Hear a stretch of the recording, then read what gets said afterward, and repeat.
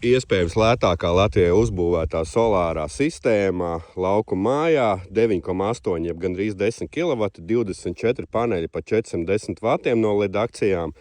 Maksā kaut kādu tur jau aptuveni 70 eiro panelis.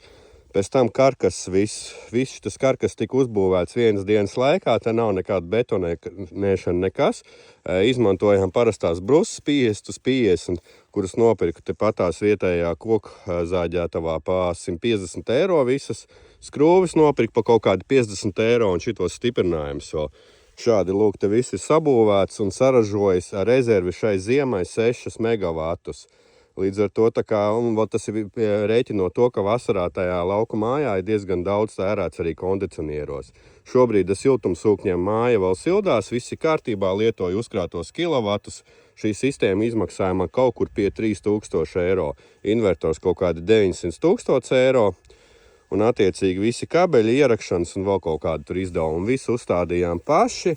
Pēc tam certificēts elektriķis to visu pārbaudīja, pieslēdz pie sistēmas, nodeva.